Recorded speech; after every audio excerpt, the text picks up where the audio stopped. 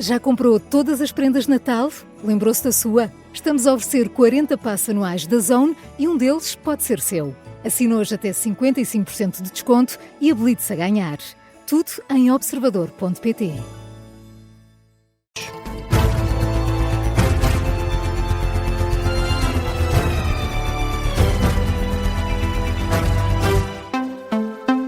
Jornal da Meia-Noite com a edição da Diana Rosa e começamos com o debate para as presidenciais. Esta noite entre André Ventura e Jorge Pinto.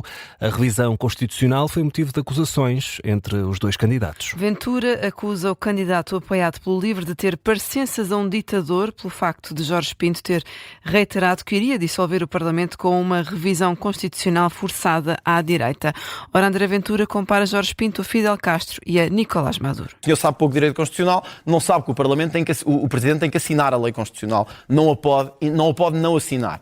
Agora, precisamente ou sabe isso, ou então é pior ainda, ou então é mais grave ainda. O senhor sabe isso e faz isto como fraude, que é, então eu como sei que vou ter que assinar a lei, dissolvo antidemocraticamente o Parlamento antes disso acontecer. Sabe o que é? Eu vou dizer aqui nos olhos. O senhor é um ditador igual a... E o senhor não se ria, o senhor é um ditador que não aceita a vontade do povo.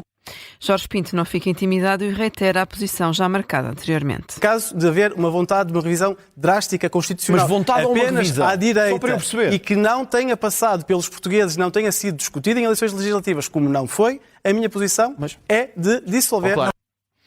No final do debate, Jorge Pinto anuncia que a mandatária nacional da candidatura é a advogada que defendeu a família Kochi em julgamento contra André Ventura. Trata-se de Leonor Caldeira, vencedora do prémio Nelson Mandela. É a escolha do candidato apoiado pelo LIVRE. A greve geral foi também tema nesta noite, no debate para as presidenciais, entre André Ventura e Jorge Pinto. Catavento e troca-tintas foram algumas das acusações atiradas pelo candidato apoiado pelo LIVRE. Jorge Pinto critica André Ventura por mudar constantemente de opinião sobre o tema e afirma que a lei laboral vai passar no Parlamento graças ao Chega. A AD não vai nunca conseguir aprovar este pacote sozinha na Assembleia da República. Portanto, quem daqui nesta mesa irá fazer com que esse pacote seja aprovado é André Ventura, não sou eu. Quem já mostrou muita abertura, quem está sempre contra os direitos dos trabalhadores, mas pelos vistos hoje, afinal já não está muito, quem é um catavento e um troca-tintas permanente é André Ventura, não sou eu. A minha posição é a mesma desde sempre. Por isso... Ventura rejeita as acusações e sublinha que desde o início que pediu ao Governo para alterar o anteprojeto. Nós demos-lhe 3 meses para poder recuar, 4 meses, e o Governo não quis recuar.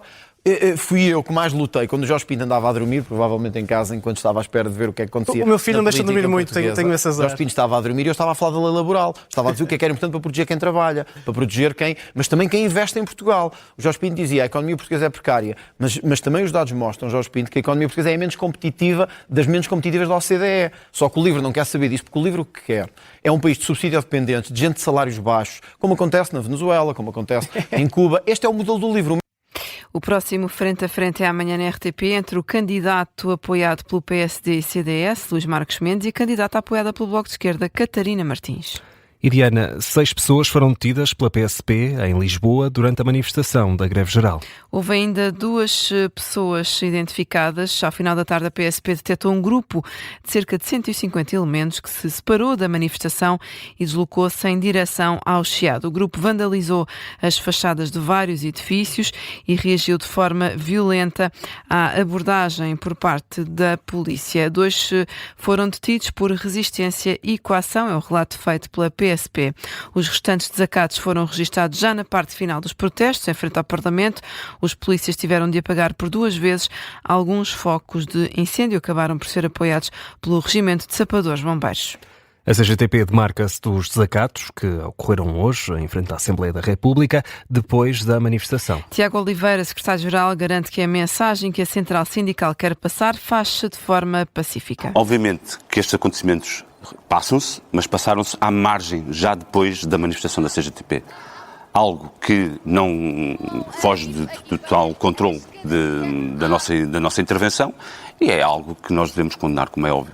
Tiago Oliveira, em declarações à CNN Portugal, fala numa greve histórica em Portugal. O secretário-geral da UGT acusou o governo de manipular os números da adesão à greve. Mário Mourão sublinha que tanto o setor público como privado, a paralisação foi expressiva. Diz que o executivo de Luís Montenegro quer esconder a realidade. Quem começou por manipular os números foi o próprio Governo hoje, na declaração que fez relativamente à análise que fez à adesão à greve. E resolveu manipulá-lo porque o Governo recusa-se a assumir que a realidade é bem diferente daquilo que é o ponto de vista do Governo. A realidade é a realidade e isso não se altera, independentemente da manipulação que cada um faz dos números. Mas dizer o seguinte, foi uma das maiores greves que houve em Portugal. À CNN de Portugal, o secretário-geral da UGT sublinha que houve várias indústrias a parar esta quinta-feira e não apenas no setor público. Nos aeroportos de todo o país, centenas de voos foram cancelados. O aeroporto mais afetado foi o de Faro. Em proporção ao número de voos que tinha previsto, são os dados da ANA Aeroportos. Em Faro, a paralisação dos serviços de socorro obrigou à realização apenas dos serviços mínimos e ao desvio de algumas ligações para outros locais. Falamos de 70% de cancelamentos. Em Lisboa, dos mais de 600 voos, realizaram-se menos de 200. No Porto, no aeroporto de Sá Carneiro, estavam previstos mais de 260 voos, foram realizados 90. Todos os aeroportos do continente e ilhas foram afetados.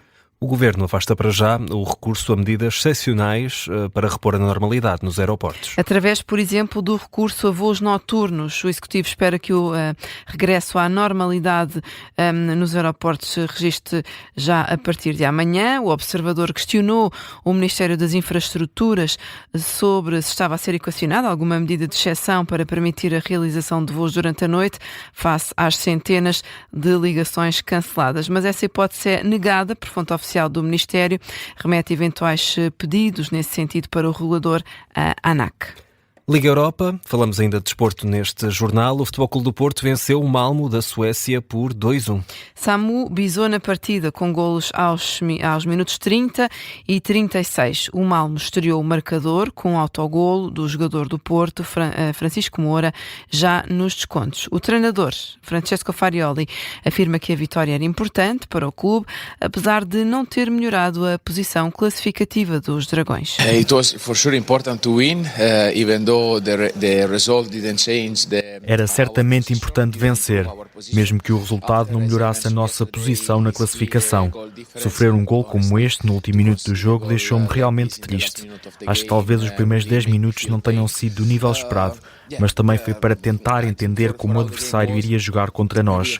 Depois, acho que tivemos a oportunidade de marcar 3 ou 4 golos.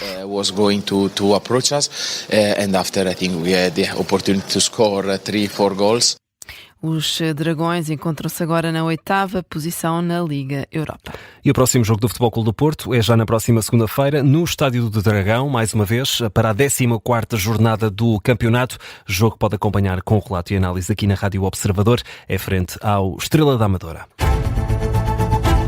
Para já, 8 minutos para lá da meia-noite. Há outras notícias em destaque a esta hora, Diana.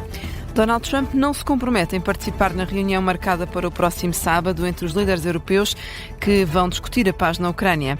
Em declarações aos jornalistas, o presidente norte-americano afirma que só marca presença se considerar que são altas as hipóteses de o encontro resultar na resolução do conflito. Trump considera que não quer perder tempo com encontros pouco produtivos, é o que adianta a Associated Press. O presidente promete, no entanto, ajudar na segurança da Ucrânia em caso de trégua.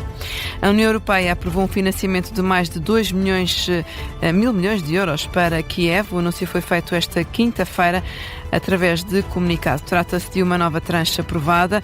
O Conselho da União Europeia explica que as verbas pretendem reforçar a estabilidade macrofinanceira da Ucrânia e apoiar o funcionamento, da administração pública do país.